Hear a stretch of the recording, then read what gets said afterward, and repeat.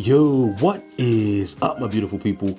Here you can see I have the One X Fly for One X Player, and I believe it is one of the best 7-inch handheld PCs. But recently, One X Player just released the Pro version of the One X Fly, which has that new, beautiful OLED display. Now I'm feeling kinda left out, but lucky for me, in my last video, I showed you that I finally found what I believe to be the perfect display for your handheld PCs, and that is this right here. This is a 3K OLED 120 Hertz monitor, and it looks amazing.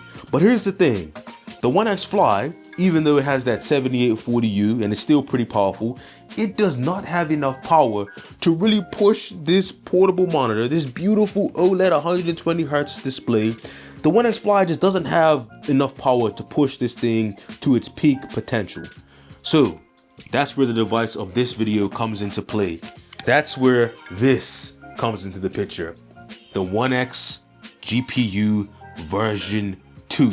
And today, we're gonna talk about it. We're gonna connect it, and we're gonna see if we can push this thing to its limits and we can reach its peak potential. Now, we're gonna get better performance, and we're gonna see how good this OneXGPU version 2 really is, and we're gonna see what it can do, if it's worth it. So let's not waste any time, let's get into it.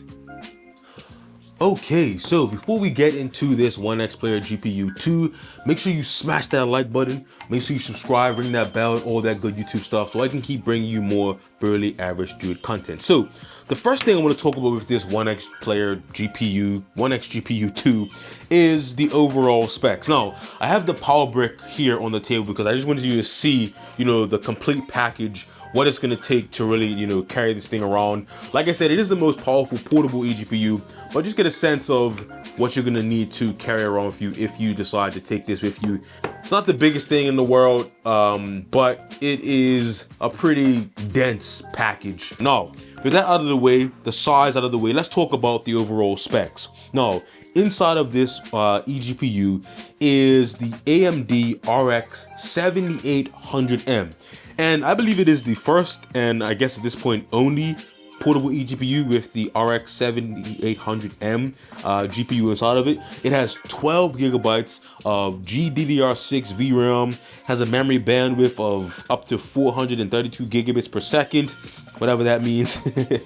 And the power consumption goes all the way up to 180 watts. Now, this power brick can push out to over 300 watts, I believe. I think it's like a 330 watt power brick here. The GPU inside is going to go up to 180 watts just for the GPU itself. Now, let's talk about the ports on the device. We have a nice selection of ports. This eGPU probably has the best selection of ports on any eGPU that I've ever seen. Now, we have the power connector, of course, USB Type-C, that's USB 4, so that's going to connect to all of your USB 4, Thunderbolt 4 devices to give you a USB-C connection. Then we have the Oculink port, that's going to go up to 64 gigabits per second. HDMI is HDMI 2.1, I believe. Then we have display port. We have some USB ports here, USB 3 speeds there, and then we have a gigabit Ethernet port there, and a micro SD card slot. So we have SD card slot expansion on there, which is nice to see. Now, speaking of SD card expansion or storage expansion, this also has, under this magnetic flap here, an SSD slot, and you can see I have an SSD in there. So of course you can put up to an 8 terabyte SSD in there, and that will just send the data over the USB connection, and you can have another additional SSD connected to your device. So there's the ports and the specs. 780M.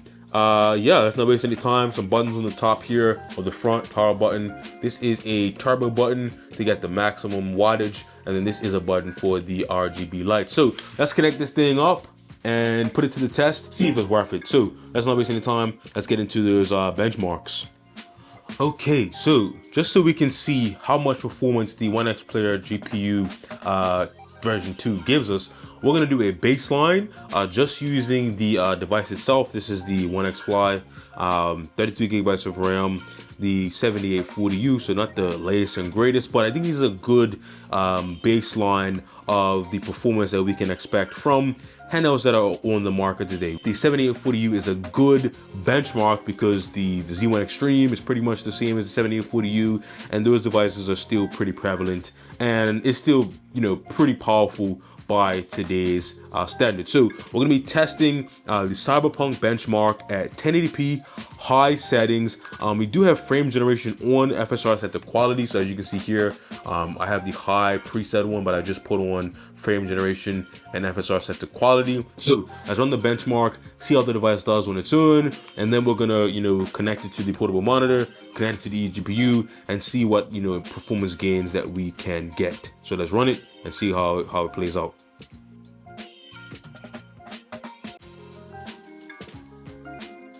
Okay, so the benchmark is finished with just the device on its own. Not bad actually. We got an average of 52 FPS. This is 1080p high settings. Frame generation is on, but 52 is not bad. That's more than playable. With this frame generation FSR 3, Cyberpunk is looking actually pretty good. So 1080p high settings, 52 FPS, that is playable. So I mean, I am actually impressed that we're able to get over 50 FPS with 1080p high settings. But let's connect it to the eGPU and see what it can do. Now, I will say the reason I'm splitting the test up like this is because it's like different use case scenarios. Some people want to just connect to the eGPU and they don't have a portable monitor, but they just want to see what type of performance they can get just by connecting to the eGPU itself. So this is just a direct connection to the eGPU. We're going to turn it on here, and we're going to see what type of performance we can get without connecting to any sort of portable monitor. Now, I will say you do get more performance when you connect to an external monitor, and we're going to see just how much performance we actually gain when we do that. So we're going to connect to the eGPU, run the test again, and see what type of performance we can actually get.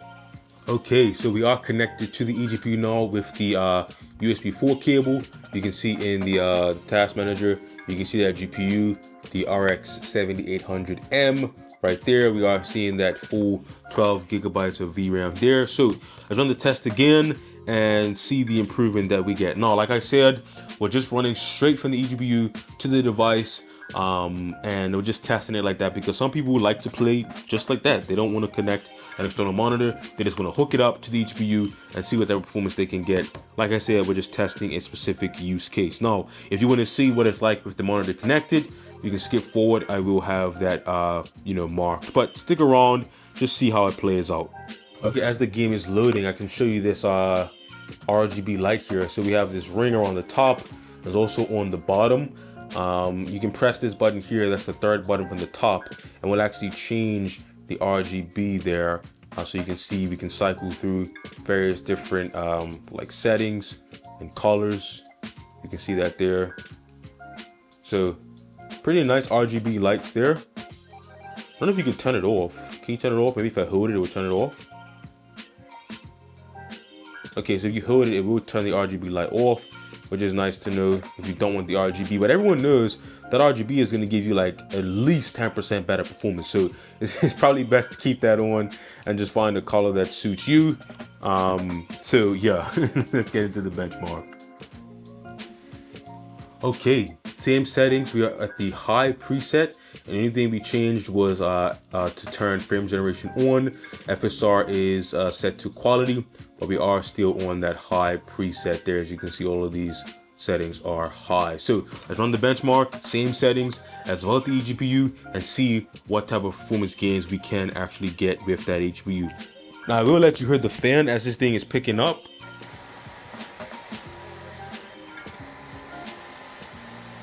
It's actually not bad. I mean, it does sound like a gaming laptop, not like the worst ones, but it does sound like I can hear it.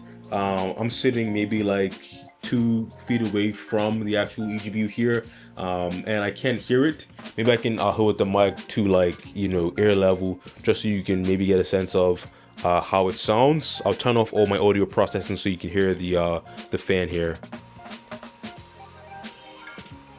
Okay, so that's how it sounds.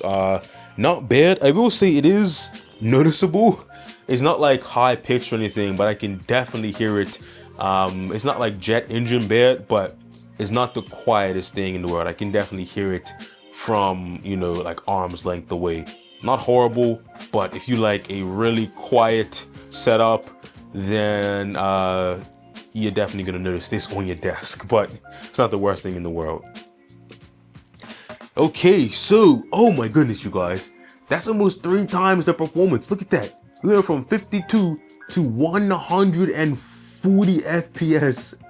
That is a huge increase from 52 to 140. That is almost 3 times the performance. That's got to be at least 2.5 times. So 3 times will be 150. So take away 10, which is like 20%. So yeah, we at like 2.7 times the performance.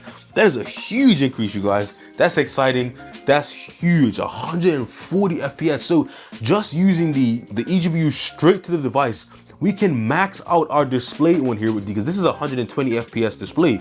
So we should be getting over 120 just using the eGPU on the device, which is huge. Now I'm excited to connect it to this monitor here, and because we should get better performance, because if you know anything about eGPUs, there is a bottleneck when you have it going to the device and then going to the internal display. It is a slight bottleneck. So we should see maybe 150 when we plug it up to the monitor. Let's see, but we should see more FPS when we plug it up to the monitor. This is exciting, you guys. Let's hook it up to this monitor, run the test again, and see what improvement we get. I'm excited. I don't know about you, but I'm excited. Now let's run the next test. Okay, so the next test, we are connected to the portable monitor here.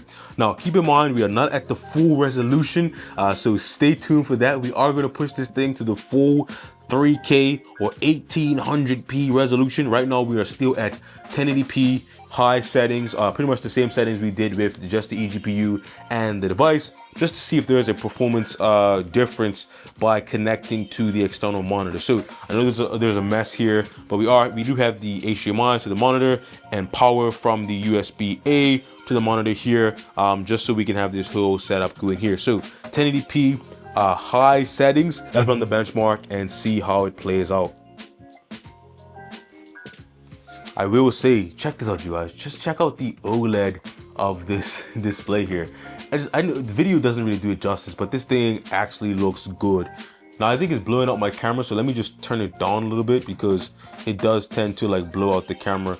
Let me just turn it down ever so slightly so you can get a better idea of how this thing looks. Look at the colors on this thing. This thing looks amazing, you guys. I can't stop smiling every time I look at this monitor because it's OLED. It gets super bright. The colors look great. 120 hertz. Yo, you can't really beat this monitor, you guys. I know I'm not sponsored. Like, I bought this thing with my own money. I'm not trying to sell it to you, but every time I find something that is good, I let you guys know just how much I love it, because this thing right here is special, man. If you want like a portable setup, this monitor may be like the perfect one. Man, this thing is special. But anyway, let's see how it does with the benchmark here. Yo, you guys, we are cooking now. Yo, this is crazy. Look at this. Look at this. 175 FPS? That is absolutely crazy, you guys. Keep in mind, let's break down the scaling here. We got 52 FPS just using the device itself at 30 watts, its maximum power.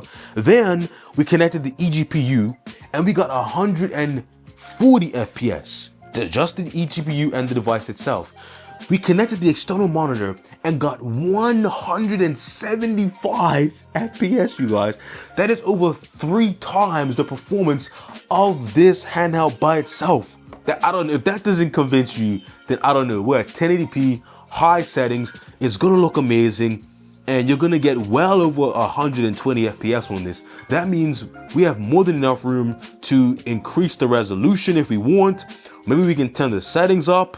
You know, maybe we can go to ultra, but we have room to go. We have room to play, you guys. We got over 50 FPS more than what this display can actually output. So we have more than enough headroom to push those settings. You guys, this is exciting. Now, here's the time we've all been waiting for. We are gonna go to 1800p. That's right. We're gonna go to the full 3K resolution, and we're gonna see what this thing can actually do and how it can actually look. Now, I'm gonna disconnect the eGPU just to get a sense of the scale. We're gonna connect the OneXGPU directly to the monitor, and then we're gonna run it at 1800p high settings and see what it can actually do. And then we'll connect the eGPU and see, there's just the performance difference there. So let's disconnect the eGPU, connect the monitor, and see what this thing can do at 1800p. Let's do it, you guys. This is gonna be crazy.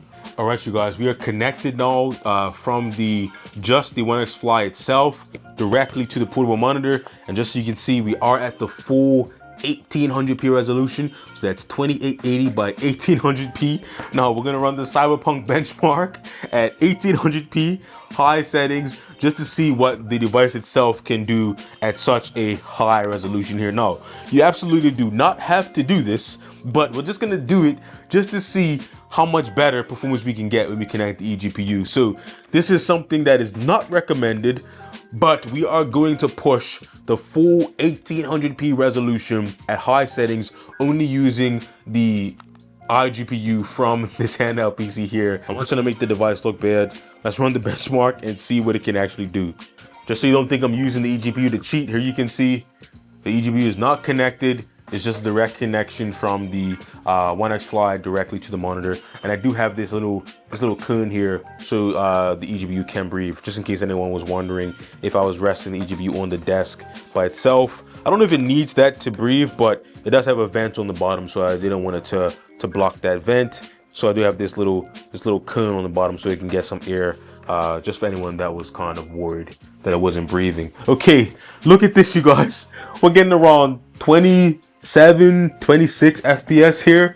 Keep in mind we are at 1800p high settings, so I don't expect much. But is it going to be playable? No, it's less than 30. I wouldn't say that's playable. It does look good though. That's one thing I will say. It does look good. Check this out. OLED still looks good, but not really playable. We're getting less than 30 FPS on average, so it's not going to be playable. Let's see what the final results are. Okay, so the benchmark is finished and we got an average of 28 FPS. Now, I would say that's not playable. I would say anything lower than like 40 FPS with frame generation, I would say that's unplayable. Now, maybe 30, maybe your threshold, but keep in mind, this is with frame generation, less than 30 FPS on average. It's not going to be a great experience. So 1800p is definitely not something you want to do when just using the iGPU from a handheld. But we're going to connect the eGPU now and see what this thing can do at 1800p high settings. Let's connect this thing back up and see the improvement. Okay, so we're connected back to the eGPU. As you can see here, we are at 1800p resolution, the same high settings, just so you can see that they're the same high settings with FSR 3 quality, frame generation turned on. Let's run the benchmark and see what this thing can do now that we have the eGPU power. If we can get a decent FPS here at 1800p high settings, then this thing is gonna be well worth it, in my opinion. I'm going to talk about if it's worth it at the end of this video, but if we can get any decent performance at 1800p high settings, I'm going to be, that's all I need to see, and I'll be impressed. So let's run the benchmark and see how this thing actually does. Yo, check this out, you guys. 1800p high settings, we got an average of 117 FPS. That is absolutely insane, you guys. Keep in mind, we got around, let's say we got around 30 FPS with just the device itself. We got over 3 times the performance. That's around almost 4 times the performance at 1800p. That's absolutely insane, you guys. I don't even know what else to say. That's almost maxing. That's almost an average that maximizes the refresh rate of this display. Keep in mind, this is a 1800p 120Hz display. We got an average of 117 FPS at full resolution high settings, which means that we can almost get, in some scenarios, we should be at 120 FPS. That's crazy, you guys. 30 FPS with just the device 117 with the eGPU. That's crazy to me.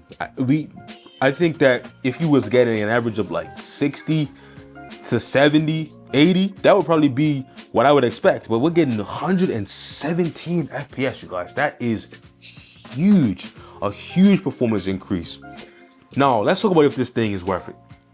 Now, this device right now, the OneXGPU GPU version 2, I think it's on sale right now for around $8.99. Retail is around $9.99. I know what you're gonna say, that's way too expensive. Just get a desktop, just get a laptop. I know I'm gonna get those comments, but keep in mind, you guys, this device here is not only is it portable, as you can see, let me just disconnect everything. Not only is it portable, it's not very big. Like you can fit this in a bag, you can fit this, you know, in a not so big bag. Like you don't need anything huge, you don't need a suitcase or anything like that. Like it's not the biggest thing in the world, as you can see, right? You can fit this in a bag, it's very portable. Now, I will say that if you are looking to maximize your budget, then you probably don't want to be spending like $900 to $1,000 on an eGPU for a handheld. I know it is more value to get like a desktop, because if you get a handheld that's going to cost you anywhere from like $600 to $900, then you get a eGPU that's going to cost $900 to $1,000. You're looking at anywhere from like $1,500 to $2,000, right? That is pretty expensive. But if you are looking for a setup like this, where you can have the handheld, right? You have your handheld on the go. And then when you get home or you get to your destination, you just connect a single cable and you can triple your performance.